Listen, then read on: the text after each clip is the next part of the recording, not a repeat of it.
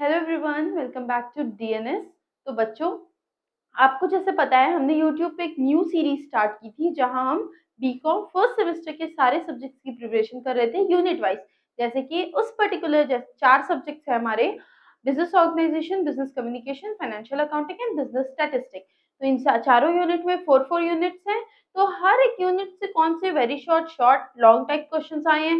अगर आपका semester exams MCQ based होता है तो उस पर्टिकुलर यूनिट से कैसे एमसीक्यूज आते हैं या क्या आपसे पूछ सकता है, उन चीजों को हम आज उन चीजों को हम अपने सीरीज में कंसिडर कर रहे थे। तो ये हमारा लेक्चर है, ये हमारा सेशन वीडियो है बिजनेस ऑर्गेनाइजेशन के यूनिट 3 के बारे में, जहां हमने प्लांट लोकेशन और प्लांट लेआउट के बारे में पढ़ा था। ठीक है, मेजरली उसके बारे में चीजें हमने देखी थी। अब उससे related most important MCQs PYQ based, ठीक है, पीवाईक्यू बेस्ड। और बच्चों, अगर आपका पेपर सेमेस्टर एग्जाम से एमसीक्यू नहीं होता है, देन ऑल्सो आपके मिड टर्म्स में आपके एमसीक्यूज आते हैं। तो अब एमसीक्यू से बच्चों क्या होता है कि कहीं ना कहीं आपके कंसेप्ट क्लैरिटी होती है, आपको चीजें समझ आती हैं, आपको चीजें याद रह जाती हैं। तो वो आपके आंसर राइटिंग में भी हेल्प करता है। So this video is equally important for both of the peoples, both of the students whose semester exams are conducted in written और either MCQ फॉर्म। ठीक है, तो दोनों बच्चों के लिए वीडियो इंपॉर्टेंट है। चलो बच्चों, इस वीडियो को स्टार्ट करते हैं। शुरू करने से पहले मैं आपको एक बात बता दूं, अगर आप चैनल पे नए हो तो आप हमारी सीरीज को प्लेलिस्ट में जाके देख सकते हो, जहां यूनिट 1 यूनिट 2 की सीरीज है हमारी, जहां हमने टॉपिक को एक्सप्लेन किया है किसी, then very short short and long time questions कराए हैं। देन एक वीडियो में उस पर्टिकुलर यूनिट से, जैसे यूनिट 1 था तो उससे जो भी क्वेश्चंस आए थे वो, देन उस पर्टिकुलर यूनिट से जो भी एमसीक्यूज आपके पीवाईक्यू में आए थे, जितने भी एक यूनिट से वो कराए थे। ठीक है, तो आप प्लेलिस्ट में चेकआउट कर सकते हो। और हाँ बच्चों, आप डीएनएस एडुकेयर ऐप डाउनलोड कर लो प्ले स्टोर से। यहाँ आपको क्वेश्चंस के, इंपॉर्टेंट क्वेश्चंस के, पीवाईक्यू के, और हाँ बच्चों, फर्स्ट यूनिट जो था हमारे चारों सब्जेक्ट का, वो हमने यूट्यूब पे as a demo class free किया था। उसका भी नोट्स आप यहाँ से अवेल कर सकते हो डीएनएस एडुकेयर ऐप से। प्ले स्टोर से इस ऐप को डाउनलोड कर लीजिए। इसमें आप फ्री स्टडी मटेरियल वाले सेक्शन पे क्लिक करिए, बीकॉम फर्स्ट सेमेस्टर, वहां आपको सारे नोट्स मिल जाएंगे। तो ये हमारे नोट्स की बात हो गई, इंपॉर्टेंट था, ताकि लेक्चर शुरू करने से पहले आप, अगर किसी के मन में हो कि हाँ नोट्स कहाँ से मिलेंगे, एमसीक्यू या जो क्वेश्चन है या जो थ्योरी है, तो आपको हमारे ऐप से नोट्स मिल सकते हैं, वहां से आप ग्रैब कर सकते हो। चलो बच्चों, इंपॉर्टेंट एमसीक्यूज देख लेते हैं। इन हाँ, प्लांट लोकेशन और प्लांट लेआउट पढ़ा था। तो बच्चों, ज्यादातर एमसीक्यूज आपके टाइप्स ऑफ प्लांट लेआउट से आते हैं। तो यहाँ पे भी जो भी हमने किया है वो लगभग टाइप्स ऑफ प्लांट लेआउट से ही चीजें हैं, क्योंकि उसकी आपकी मात्रा ज्यादा होती है। Which layout in which layout the production time per unit is generally maximum. किस लेआउट में जो प्रोडक्शन टाइम है पर यूनिट, हर एक यूनिट बनाने का जो प्रोडक्शन टाइम है वो ज्यादा होता है। तो it is process layout, group layout, product layout. ठीक है, तो इट इज प्रोसेस लेआउट, जहाँ सेम प्रोसेस, सेम फंक्शन की मशीन्स को एक साथ रख दिया जाता है। वहां धीरे धीरे एक एक चीज एक के बाद एक होती रहती है। तो कहीं ना कहीं टाइम आपका ज्यादा लगता है। आगे बढ़ते हैं। देखो बच्चों, ये सब फैक्चुअल चीजें एमसीक्यूज हैं। आपने प्लांट लोकेशन, जैसे कि जो बच्चे हमारे नवोदय बैच से जुड़े हुए हैं, हमने प्लांट लोकेशन, प्लांट लेआउट बहुत डिटेल्ड में सारी चीजें, जो जो भी टॉपिक्स आपके सिलेबस में था उसके सारी डिटेल स्टडी हमने की थी। तो आप समझ पा रहे होंगे कि फैक्चुअल चीजें हैं, टू द पॉइंट आपके एमसीक्यूज होंगे। इसीलिए एमसीक्यूज वीडियोस भी हमारे आपके शॉर्ट है, ऐसा कुछ कंसेप्ट नहीं है। बस आपने लोकेशन, प्लांट लेआउट पढ़ा है तो आप सवाल को समझ के एमसीक्यूज को टेक कर लोगे। Salary paid to permanent employees during production of a product is, salary जो पेड होती है परमानेंट एम्प्लॉयज को, किसको, परमानेंट एम्प्लॉयज को, प्रोडक्शन के दौरान, उसको हम फिक्स्ड कॉस्ट बोलेंगे, क्योंकि परमानेंट आपके एम्प्लॉयज हैं। ठीक है, तो कहीं ना कहीं वो एक फिक्स्ड खर्चा हो रहा है। ठीक है, वो चेंज नहीं होगा उसमें, वो फिक्स्ड होगा। Out of the following which is और आर एग्जाम्पल ऑफ कॉन्टिन्यूअस, इनमें से कौन सी जो है आपकी इंडस्ट्री है, कौन सी कॉन्टिन्यूअस है? Steel, sugar, oil, I think all the three are continuous. ठीक है, कॉन्टिन्यूसली चीजें प्रोड्यूस हो रही हैं, बनती चली जा रही हैं। चलो आगे बढ़ते हैं। Which type of analysis chart? बच्चों, एक ये प्रोडक्ट क्वालिटी चार्ट होता है। ठीक है, प्रोडक्ट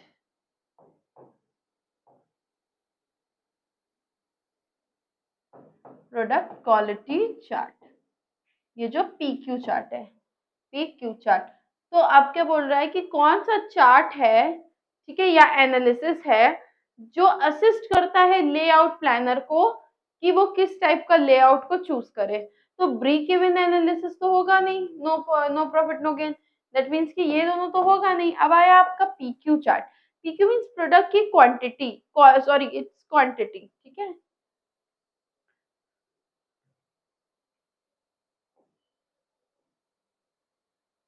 प्रोडक्ट की क्वांटिटी, तो आपका आपका जो प्रोडक्ट है उसकी क्या क्वांटिटी है, क्या फ्लो है, ये सारी चीजों को लुक आउट करता है।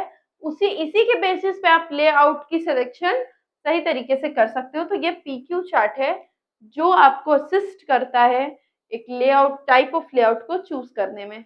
The break even point for an organisation can be reduce by, break even point को एक ऑर्गेनाइजेशन में आप कैसे रिड्यूस कर सकते हो, कम कर सकते हो। आप वेरिएबल कॉस्ट को घटा दो, जो खर्चे वेरिएबल है चेंजेस हो रहे हैं उसको कम कर दो, फिक्स्ड कॉस्ट फिक्स्ड वाले खर्चों को भी कम कर दो, सेलिंग प्राइस बढ़ा दो। तो कहीं ना कहीं जो ब्रेक इवन पॉइंट है ऑर्गेनाइजेशन का वो भी कम हो जाएगा। तो ऑल ऑफ दीज, ठीक है। तो ये आपका पॉइंट होगा, नो प्रॉफिट नो गेन वाला पॉइंट होता है, ठीक है। No profit no loss, in which layout the work station are brought to the material. Very good. ये पूछ रहा है कि किस वाले टाइप के लेआउट में जो वर्क स्टेशन, जो चीजें हैं वो मटेरियल के पास आती हैं। मैंने आपको जब बैचेस में आपने पढ़ा मेरे साथ, वहां हमने पढ़ा था कि हाँ, जैसे फॉर एग्जांपल कार का शोरूम, ठीक है। तो कार एक fixed car, car is in the product, car तो जो हमारा है वो तो प्रोडक्ट है, बट वो एक जगह स्टेशनरी होता है, एक जगह रिजिड, एक जगह स्थिर होता है।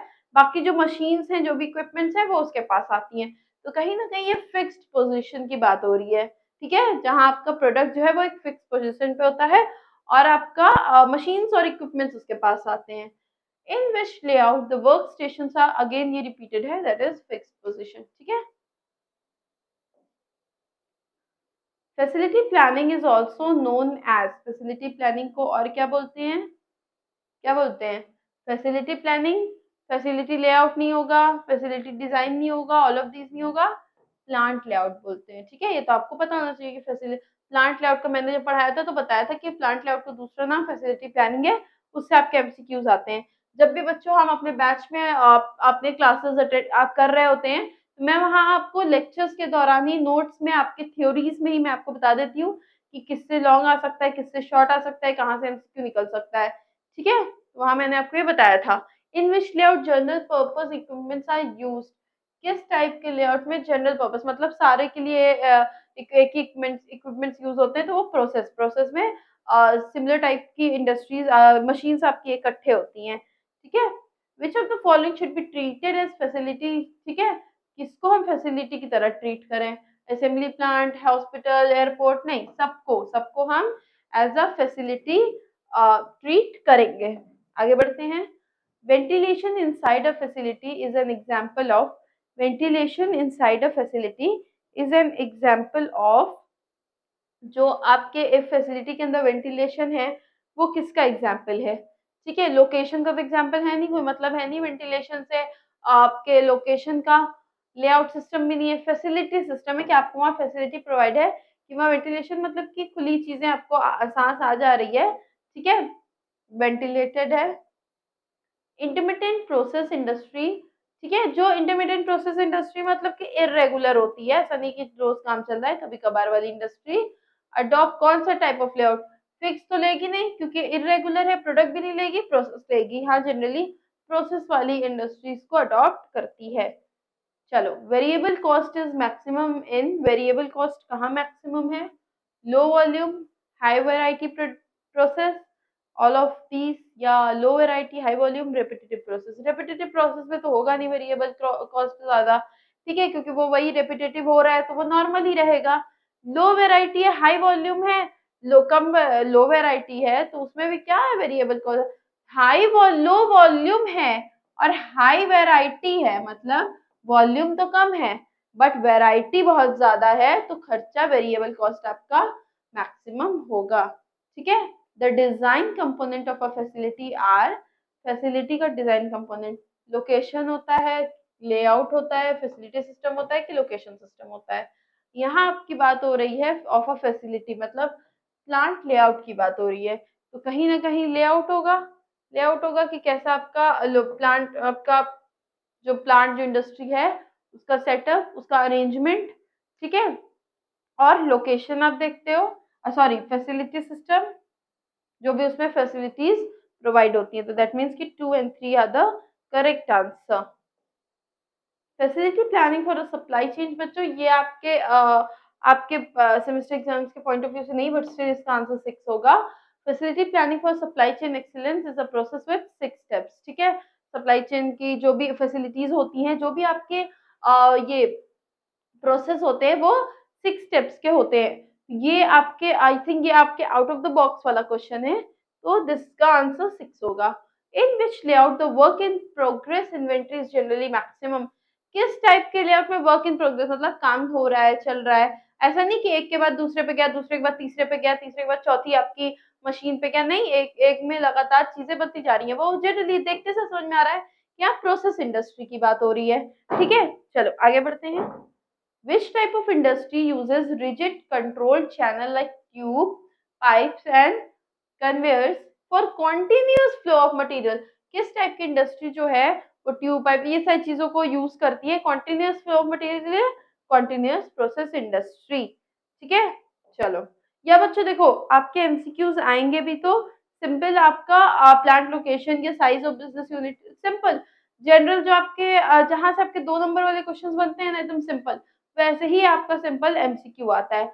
हाँ, मैंने आपको जब क्वेश्चन कराए थे यूनिट 3 के, तो वहाँ मैंने आपको बताया था कि types of layout are very important, ठीक है।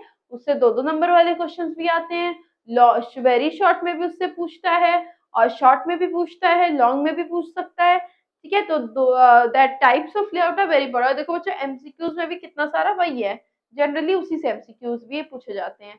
विच, और बाकी अगर प्लांट लोकेशन के बारे में कुछ पूछेगा तो बहुत बेसिक सिंपल सा पूछेगा कि आप न, देखते साथ आप आंसर कर दो, ठीक है। Which layout would you recommend for a standardised product having a large stable demand, ठीक है। एक स्टैंडर्ड प्रोडक्ट है, उसकी बहुत लार्ज स्टेबल डिमांड है, उसके लिए आप क्या प्रोडक्ट वाला आप इंडस्ट्री प्रोडक्ट लेआउट आप प्लान करोगे, ठीक है। To achieve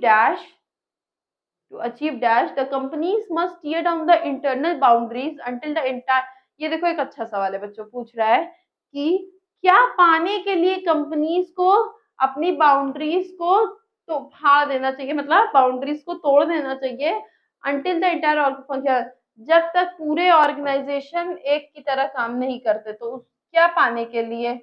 link excellence, link मतलब वेलोसिटी, सिंथेसिस, विजिबिलिटी नहीं, लिंक बनाने के लिए बाउंड्रीज को तोड़ के सबसे लिंक बनाओ, ताकि सारी जो ऑर्गेनाइजेशन है इकट्ठे होके एक एक तरीके से काम करे। विच इज और are components of flexible manufacturing system, ठीक है। तो क्या फ्लेक्सिबल मैन्युफैक्चरिंग सिस्टम का कंपोनेंट्स क्या है? Material handling equipments, computer control equipments, processing equipments.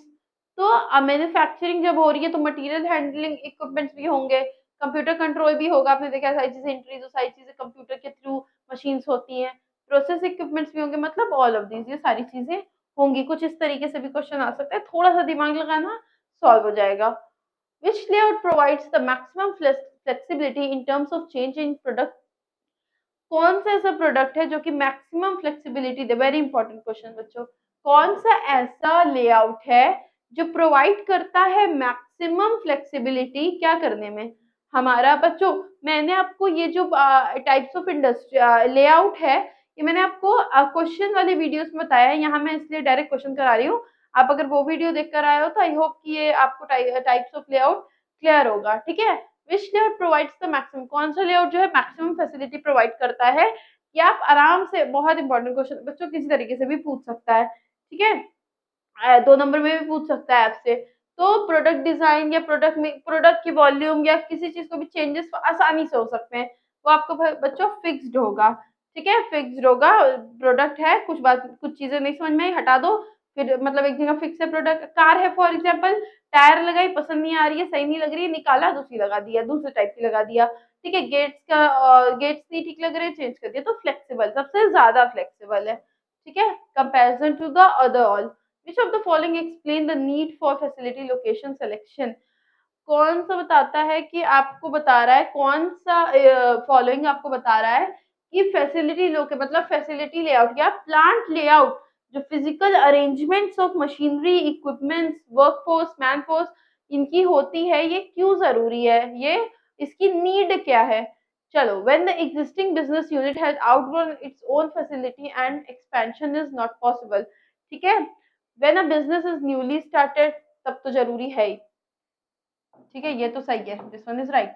When the lease expires and the landlord does not renew the lease, जब lease expire हो जाएगी और लैंडलॉर्ड जो है, लीज देखो लैंडलॉर्ड जो है वो आपको जैसे लैंडलॉर्ड जो है, लेसी लेसर हुआ, वो लेसी को अपना देता है, अपना यूज करने के लिए देता है लीज पर। तो जब लीज एक्सपायर हो गई, ठीक है, और रिन्यू नहीं हो रही है लीज, तब भी आप प्लांट लेआउट चीजों को सेलेक्ट करके चीजें कर सकते हो। ठीक है,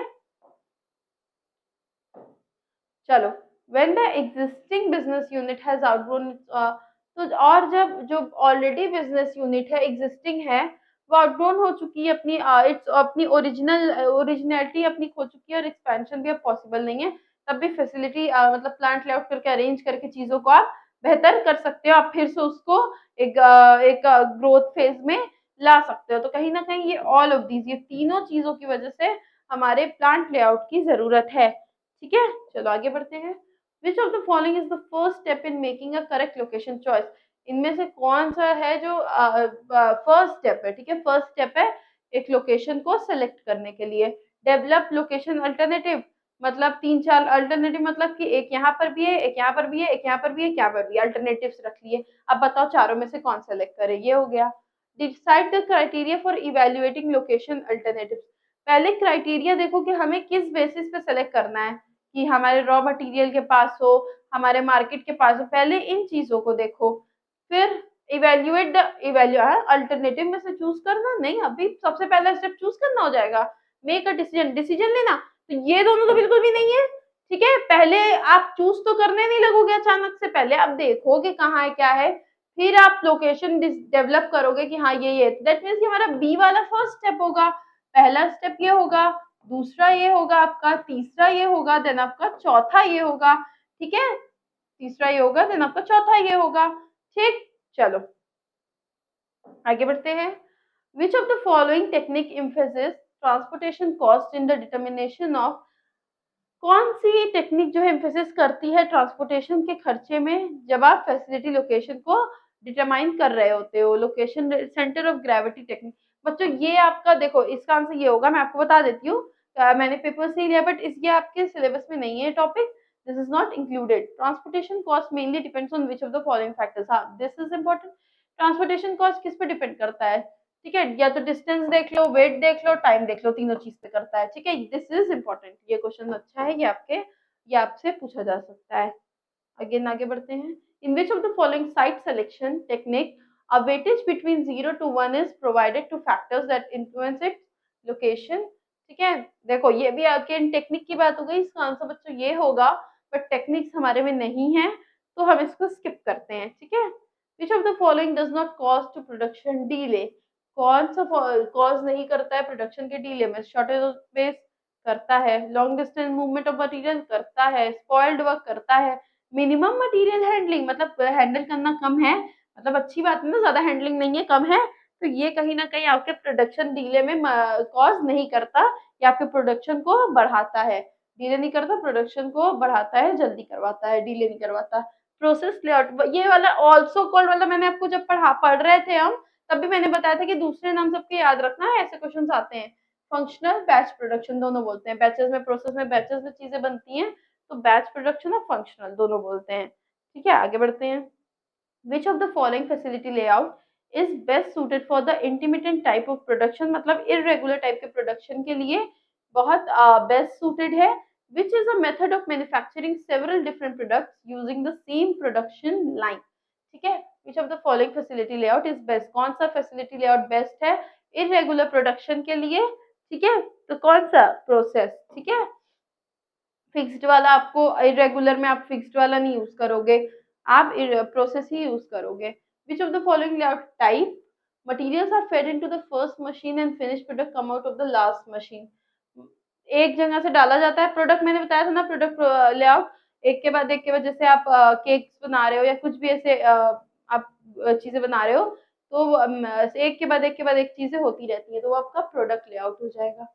ठीक है। Which of the following is not an advantage of using product layout.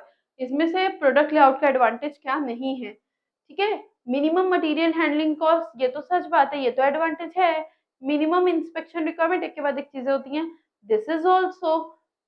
Specialised supervision नहीं, अरे अभी तो बोला कि मिनिमम चाहिए इंस्पेक्शन, क्योंकि मशीन से एक के बाद एक अपना काम कर रही होती है। दैट मीन्स कि ये एडवांटेज नहीं है यहाँ आपका, सॉरी, ये एडवांटेज नहीं है आपको, क्या बोलते हैं, मिनिमम इंस्पेक्शन रिक्वायर्ड होता है, बट आपका इंस्पेक्शन मतलब बीच में ये जैसे नहीं हर एक चीज पे देखना लगाना करना ये सब नहीं करना पड़ता।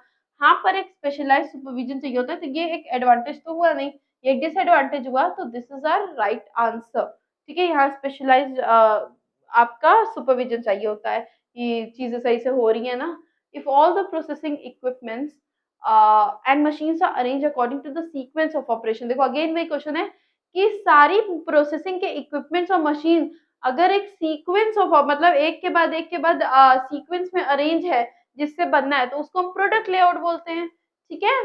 चलो, the following type of layout is preferred to manufacture a standard product in large quantity। इस टाइप का जो आपका लेआउट है उसको एक स्टैंडर्ड प्रोडक्ट और लार्ज, ये हम पहले भी हमने एक दूसरे तरीके से ये सवाल पूछा गया था, वो किया था, ये आपका प्रोडक्ट लेआउट हो जाएगा। ठीक है, बस अब पूछने का तरीका अलग था। आगे बढ़ते हैं। In ship manufacturing the type of layout preferred is, ship manufacturing में कैसा होता है बच्चों, शिप, कार, बड़े बड़े जो लार्ज प्रोडक्ट्स होते हैं उनके लिए एक जगह फिक्स पोजीशन होती है, और बाकी मशीन इक्विपमेंट जो भी होते हैं वो यहाँ आ रहे होते हैं, तो वो फिक्स पोजीशन लेआउट हो जाएगा। ठीक है। चलो, this is our last question, which of the following is the objective of plant layout, आखिरी क्वेश्चन। ठीक है, तो हमारा थर्ड यूनिट बच्चों बेसिकली प्लांट लोकेशन और प्लांट लेआउट पे था। प्लांट लोकेशन प्लांट लेआउट से वही ऑब्जेक्टिव, इंपॉर्टेंस, एडवांटेजेस और एडवांटेज फैक्टर्स, इन्फ्लुएंसिंग, ये सब थे।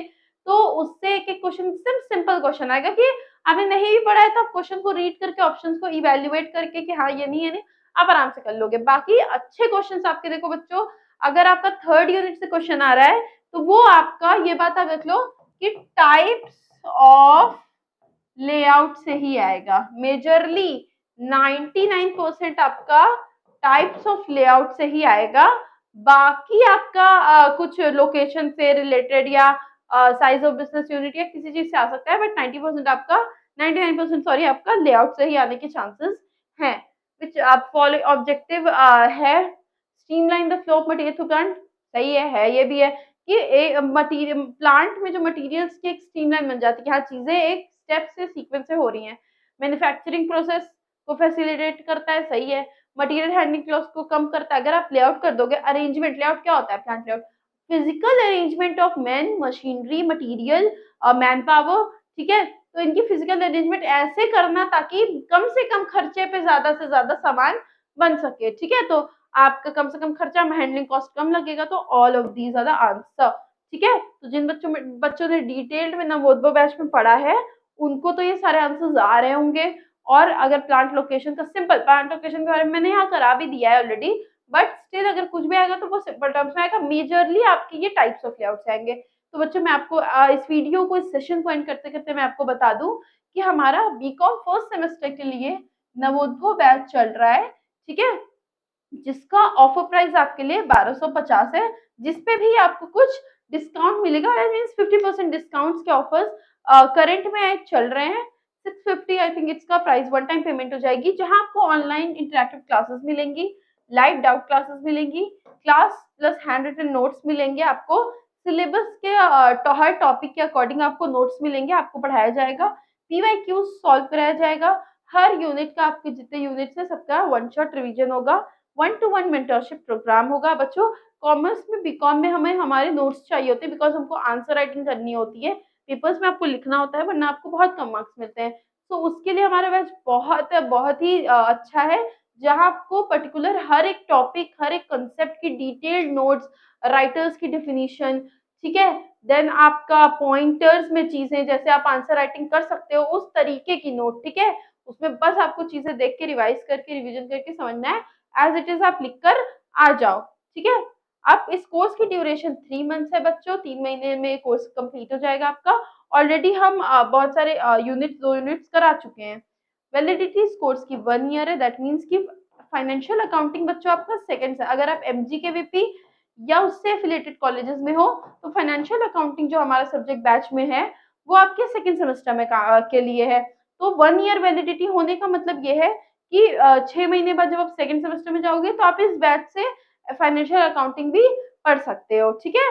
तो आपको अगेन जैसे नोट्स के लिए मैंने बताया था, वैसे ही आप इस बैच में इनरोल कराने के लिए आप नवोदय बैच में इनरोल कराने के लिए आप डीएनएस एडुकेयर आप प्ले स्टोर से डाउनलोड करो, देन आप हमारे बैच में इनरोल करा सकते हो। तो बच्चों, अगर आपको किसी सब्जेक्ट एग्जाम इस बैच से रिलेटेड आपके क्लासेस से रिलेटेड कोई भी क्वेरीज हो तो आप हमारे नंबर पे कांटेक्ट कर सकते हो अपनी क्वेरीज को रिजॉल्व करने के लिए। So this is all for today. I hope you enjoyed this session.